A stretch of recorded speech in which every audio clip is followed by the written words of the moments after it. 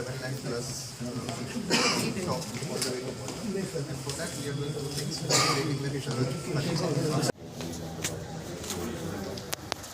and so this is the translation. And then we do it this way. So we have a direct workbench where which we pass on the document and it translates it. This can be edited for errors if there is available. We plan to do it in African languages because we think that to Indian languages. Research that we have included have more than 500 documents for feasibility studies projects. All sectors have helplines, right? So that people can call. because we feel finally people need a person to talk to actually. And then there would be the sectors have been like the infrastructure, like the port, all the major physical infrastructure ports, and there would be a query session also. After looking at the information, somebody would like to ask more question about the specific things that they are doing. This is one major requirement, I would say. Procurement, where we really there are lots and lots of workshops. Also want to integrate with IGOS so that training is done. So people like him will be behind the desk, while the desk itself will have lot of content curated and kept there. We could use this instrument called Mr. KV Prakash. Oh, I know KV. He's good in PPP and finance. He's been We also felt this was the biggest question mark before government. This is one major thing that's happening. And maybe What monitoring documents? How do you modify? Modify, changes. Things are you going? This is the major problem where the contract management comes, where the contract has to last for we have 20 created a hybrid contract in railways and we reviewing it in a kind of 10 days or 8 days. There we have tried to include this element. What do we do when there is a conflict or there is an issue after the contract has been signed? Part, process part, technology, this public infrastructure. We do research, we have good research, best practices, we'll share with the states. In case it's a need-based requirement, we'll do the research and provide it to the states through this platform. So there's the integration. With the iGot Karmyogi platform. So right now we have 6 curated training programs across multiple levels of governance, blocks, Zilla, Rajya, Rajya Sachiv. At the same time, you also have theme-specific programs on policy and procurement. So I'll give you a demo of how it looks like. For example, if I click on Summer Block, you get to see all the set of courses which are available as part of the collection. Let me click on Time Management, learn more on iGot Karmyogi. You're translating this also into languages. That's right. So very Seamless. also set up something called Gyan Karmyogi. So Sara will be available there. लेकिन ये PM जनमन में 9 ministry का काम बना था, तो ये ministry of tribal ने सर ये 9 मिनिस्ट्री के सेक्टर्स को कैसे पीवीटीजी हैबिटेट्स है उनको कैसे फैसिलिटेट प्रोवाइड करें. So these are the challenges. तो उन्होंने रोबस्ट मोबाइल एप्लीकेशन बनवाई और ये 22,000 हैबिटेट्स है जो पीवीटीजी के जो पोर्टल पे आ गए, मैप हो गए.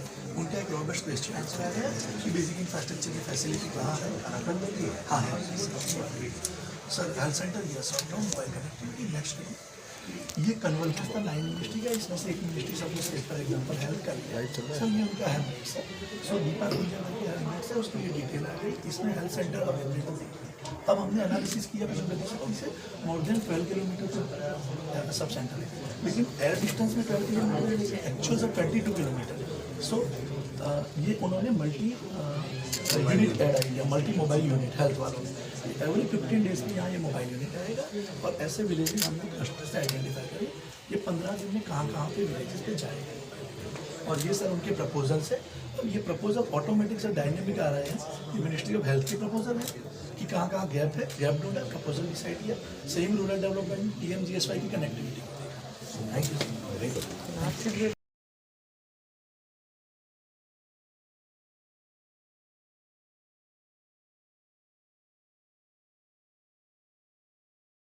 to kindly present this before us.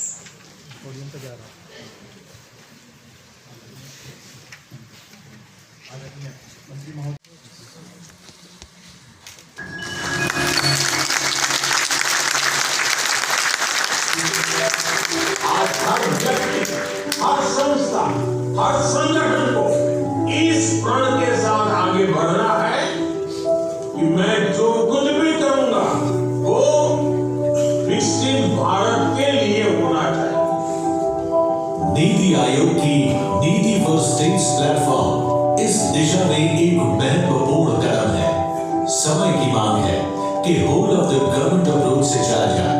नीति फॉर स्टेट्स प्लेटफॉर्म देश के विकास से जुड़े 10 प्रमुख सेक्टर को व्यापक कवरेज देगा। इस प्लेटफॉर्म के माध्यम से केंद्र, राज्य और जिला स्तर पर लागू की गई सराहनीय नीतियों, उससे जुड़े आंकड़ों और बेहतरीन पहलुओं की जानकारी को एक मंच प्रदान कर रहा है। इस प्लेटफॉर्म पर सरकारी अधिकारी अपने सभी सर्वश्रेष्ठ कार्यों को भी साझा कर सकते हैं। नीति आयोग ने नीति फॉर स्टेट्स को बेहतर तरीके से लागू करने के लिए नेशनल ई गवर्नेंस डिवीजन की मदद से एक स्ट्रेटजी रूम बनाया है, जहां से सरकारी अधिकारी विभिन्न क्षेत्रों के बारे में विस्तृत जानकारी हासिल कर सकेंगे। अधिकारियों को इससे निर्णय लेने में आसानी होगी।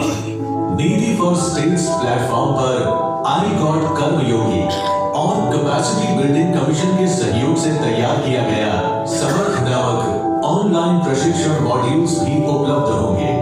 DPIIT के सहयोग और पीएम गति शक्ति BISAC-NT के माध्यम से ये प्लेटफॉर्म विकसित भारत स्ट्रेटजी रूम में राज्यों, जिलों और ब्लॉकों में क्षेत्र आधारित योजना तैयार करने के लिए जियो स्पेशल टूल द्वारा एकीकरण प्रदान करता है। ये प्लेटफॉर्म हेल्प डेस्क और मेंटोर इनिशिएटिव के माध्यम से परामर्श और विशेषज्ञता की सुविधा प्रदान करता है। इस प्लेटफॉर्म का मोबाइल पर आसानी से इस्तेमाल किया जा सकता है। भविष्य में ये पहल नीति और सुशासन से जुड़े डिजिटल पब्लिक इंफ्रास्ट्रक्चर की तरह काम करेगा और कार्य प्रगति की रियल टाइम शेयरिंग से सुशासन को गति मिलेगी।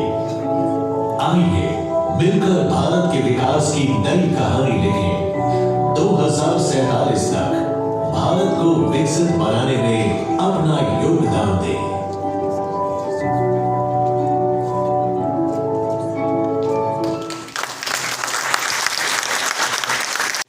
Respected ladies and gentlemen, learning is a never-ending process.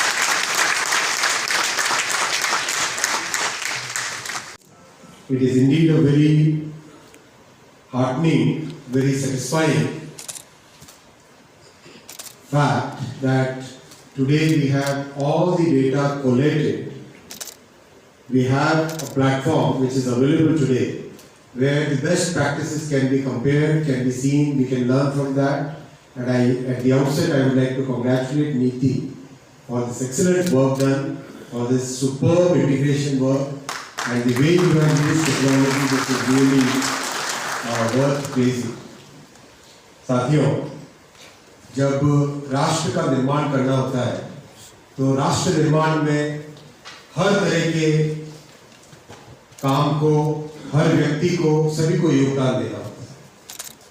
आज प्रधानमंत्री श्री नरेंद्र मोदी जी ने देश के सामने एक ऐसी मिसाल रखी है, और ये मिसाल उनके कन्विक्शन से आती है, उनके विजन से आती है।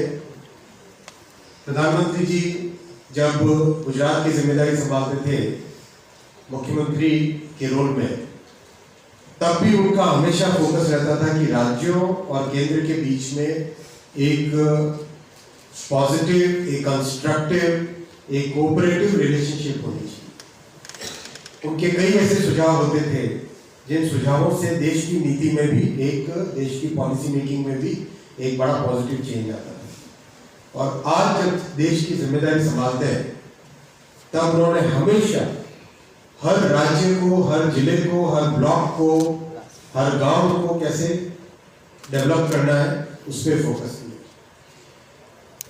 राजनीति में कई बार लोग इतना ब्रॉड तरीके से नहीं देख पाते जितना मोदी जी ने एक ब्रॉड तरीके से देखा। मोदी जी ने हमेशा सबका साथ, सबका विकास पे जोर दिया। सबका साथ, सबका विकास, सबका विश्वास और सबका प्रयास जोड़ा उसमें एक बार, कि हम सभी प्रयास करेंगे तभी जाके ये देश एक विकसित देश बन पाएगा। उनकी इस विचारधारा में, इस थॉट प्रोसेस में नीति का बहुत बड़ा रोल है। नीति एक बहुत इंपॉर्टेंट थिंक टैंक बन के आया है। नीति एक बहुत बड़ा इंटीग्रेटेड बन के आया है।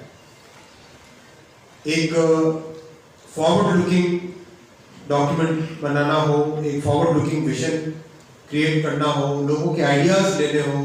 मान लो 10,000 लोग हैं जो कि हफ्ते में आधा घंटा अपना कंट्रीब्यूट करना चाहे राष्ट्र निर्माण के लिए, टुडे नीति offers that platform. Somebody wants to share an idea. Can that idea be scaled up? Can that idea be used? Niti offers that platform. So this is a great transformation from the days of Plan Commission, which was very kind of statist. It was more like एक तरीके से देश की progress को एक facilitate करने की जो भावना थी वो आज नीति बनी. बहुत अच्छी शुरुआत है, ये बहुत अच्छा बेस बना है पिछले 10 वर्षों में. I'll take 5-6 minutes to explain the development thinking at this point of time, growth की जो thinking. आज भारत की growth thinking प्रधानमंत्री जी के विजन में 4 पिलर्स पर है. पहला पिलर है फिजिकल, डिजिटल और सोशल इंफ्रास्ट्रक्चर में investment. And this investment is very important. We have all seen investment, जो पब्लिक इन्वेस्टमेंट का लेवल था 10 साल पहले 2.5 लाख करोड़ के आसपास था, आज 11 लाख करोड़ किया प्रधानमंत्री जी ने. फिजिकल इंफ्रास्ट्रक्चर के साथ ही साथ इक्वल फोकस दिया है डिजिटल इंफ्रास्ट्रक्चर पे और सोशल इंफ्रास्ट्रक्चर पे. तो जहां पे 4 गुना कंस्ट्रक्शन रेलवे लाइंस का हो रहा है, वहीं पे साथ ही साथ एम्स भी डबल हो रहे हैं. जहां पे पोर्ट्स और एयरपोर्ट्स की कैपेसिटी डबल हो रही है, साथ ही साथ नंबर ऑफ यूनिवर्सिटीज भी 3 गुना हो रही है. जहां पे 9 लाख किलोमीटर के ऑप्टिकल फाइबर बन रहे हैं, तो साथ ही साथ 5000 किलोमीटर की रेलवे लाइन भी बन रही है. तो एक तरीके से फिजिकल, डिजिटल और सोशल इंफ्रास्ट्रक्चर पे जो इन्वेस्टमेंट चाहिए, that investment is today a reality and that is giving us results. बहुत सारे मल्टीप्लायर इम्पैक्ट हैं. Many of you are very established, very senior economists. I would like you to actually present what is the multiplier impact of this public investment. Second pillar है बहुत बड़ा inclusive development का. The largest inclusive growth, largest inclusive development program anywhere in the history of world is today being implemented in India. किसी भी parameter पे देखें, अगर 51 करोड़ जनधन खाते खुले तो दैट इज लाइक पूरे यूरोप की पॉपुलेशन 45 करोड़ है. यानी पूरे यूरोप में जितने लोग हैं उन सब के बैंक अकाउंट खोलना, इतना बड़ा फाइनेंशियल इंक्लूजन कई दुनिया के इतिहास में कहीं नहीं था. 11 करोड़ गैस कनेक्शंस, पूरे जापान की पॉपुलेशन 11 करोड़. तो इट्स लाइक पूरे जापान की पॉपुलेशन का कुकिंग बिहेवियर चेंज करना. इट्स दैट बिग अ 4 करोड़ घर बनाना, पक्के आवास प्रधानमंत्री आवास योजना में 4 करोड़ का मतलब 20 करोड़ लोग उससे बेनिफिट पाते हैं. That is like half the population of Europe. इतना बड़ा प्रोग्राम और इतने multiple aspects. 80 crore people getting food under food security, प्रधानमंत्री गरीब कल्याण अन्न योजना में 80 करोड़ लोगों को हर महीने फूड ग्रेन मिलना. दैट इज लाइक पूरे अमेरिका की पॉपुलेशन प्लस पूरे यूरोप की पॉपुलेशन को मिला लो तब जाके 80 करोड़ होता है. America is about 37, US is about 37, Europe is about 42, 43. तब जाके उससे भी ज्यादा पॉपुलेशन को हर महीने कवर कर रहे हैं फूड सिक्योरिटी में. इतने बड़े प्रोग्राम्स लेना अपने आप में बहुत ही हिम्मत वाली बात होती है. ये प्रधानमंत्री जी का एक कमिटमेंट है राष्ट्र निर्माण का कि उन्होंने इतने बड़े प्रोग्राम्स दिए.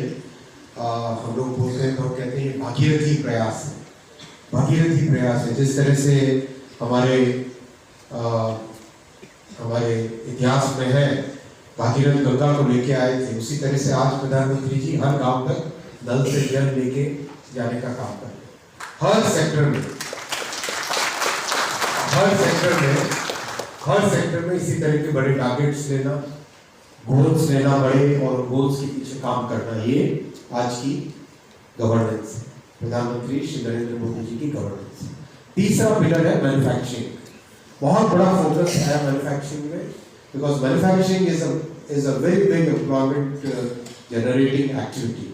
और लंबे टाइम तक because of the laws which were prepared from 1947 या 48 के बाद में कुछ इस तरह के कानून बने करीब 1990 तक, 48 से लेकर 1990 तक के अगर हम सब कानूनों को पकड़े, वो सारे के सारे कानून इस तरह से बने थे जिसमें कि एक तरीके से मैन्युफैक्चरिंग को इविल माना जाता था और उसको एक तरीके से बिल्कुल बांध के रखा गया था। उस एनर्जी को कैसे हम, देश की इस एनर्जी को, जो एम्प्लॉयमेंट जनरेटिंग पोटेंशियल को कैसे हम फ्री करें, उसमें बहुत सारे 10 वर्षों में प्रयास किए गए और उसका एक बहुत अच्छा सुगम, बहुत एक सुखद रिजल्ट भी आज दिखाई दे रहा है। हमारे सामने कई एग्जाम्पल्स है, डिफेंस से लेके इलेक्ट्रॉनिक्स तक, टेक्सटाइल से लेके टॉयज तक, एक सेक्टर में इस तरह के एग्जाम्पल्स हैं। मोबाइल का एग्जाम्पल आप सबके सामने है। आज क्लोज टू $55 बिलियन का मोबाइल फोन का प्रोडक्शन है। 10 साल पहले 98% मोबाइल फोन्स देश में इंपोर्ट होते थे, आज 99.1% देश में बनते और एक्सपोर्ट होते हैं कई देशों को। और हाईली टेक्नोलॉजी इंटेंसिव आइटम्स भी आज डिजाइन हो रहे हैं, मैन्युफैक्चर हो रहे हैं और मैन्युफैक्चर होकर एक्सपोर्ट हो रहे हैं। आने वाले 5 वर्षों में प्रधानमंत्री श्री नरेंद्र मोदी जी की 3rd टर्म में मैन्युफैक्चरिंग पे बहुत बड़ा जोर रहेगा, क्योंकि इसमें बहुत बड़ा एम्प्लॉयमेंट पोटेंशियल है। मैं रिक्वेस्ट करूंगा नीति से भी कि आप भी इस पे एक बहुत डिटेल्ड स्टडी करें और स्पेशली 1948 के बाद के जितने भी कानून बने हैं, जिन कानूनों के कारण मैन्युफैक्चरिंग एक्टिविटीज एक तरीके से स्ट्रैगल्ड रही, उन सब पे डिटेल वर्किंग करें और प्रैक्टिकल सुझाव लाएं, क्योंकि कई बार हमें आज की जो हमारी socio political socio economic realities है, उन रियलिटीज में स्टेप्स लेने चाहिए। उन रियलिटीज में किन स्टेप्स को लेने से हम क्या एक ओवरऑल इकोसिस्टम में, पूरे एनवायरनमेंट में इम्प्रूवमेंट कर सकते हैं। वैसे अगर आप सुझाव लेके आए तो this will be a very big contribution to our growth journey. और चौथा बहुत बड़ा पिलर है, दैट पिलर इज सिंप्लीफिकेशन। अगर हम देखें, investment in physical, social and digital infrastructure, inclusive growth, focus on manufacturing and focus on simplification. Simplification के बहुत अच्छे प्रयास में उसका रिजल्ट बहुत दिखाई दे रहा है। 1500 से ज्यादा कानून को जो आर्केइक लॉज थी, टेलीग्राफ एक्ट 1885 का था, 2023 का उसकी जगह टेलीकॉम एक्ट। कई तरह के ऐसे सबसे बड़ा आजाद हिंदुस्तान का सबसे बड़ा रिफॉर्म अगर है, वो रिफॉर्म है क्रिमिनल जस्टिस सिस्टम का रिफॉर्म। ये तीनों जो जस्टिस बेस्ड, न्याय बेस्ड जो बनी है, जो तीनों नए कानून बने हैं क्रिमिनल जुरिस्डिक्शन के, क्रिमिनल जुरिस्प्रूडेंस के, ये देश में एक बहुत बड़ा बदलाव लाने वाले हैं। अब जरूरत है उसी कॉम्प्रिहेंसिवनेस के साथ हमें हमारे जितने भी इकोनॉमिक लॉज हैं, उन इकोनॉमिक लॉज को एक बार फिर हम एक बहुत ही मॉडर्न, बहुत ही आज की ज़रूरतों के हिसाब से, आज की हमारी ग्रोथ की रिक्वायरमेंट्स के हिसाब से बनाएं। तो सिंप्लीफिकेशन के इस प्रोसेस में नीति का बहुत बड़ा सहयोग रह सकता है। अगर आप एक एक कानून को उठा के देखें, आपके पास आज फ्लेक्सिबिलिटी है एक टाइम वाली। अगर हम 2000 अच्छे लॉयर्स को अपने साथ जोड़ लें और सबको एक एक कानून पकड़ाएं कि इस कानून को देखो, इसको कैसे सिंप्लीफाई किया जाए। इतनी अच्छी चीज़ें आपने की, इसके लिए बहुत बहुत धन्यवाद।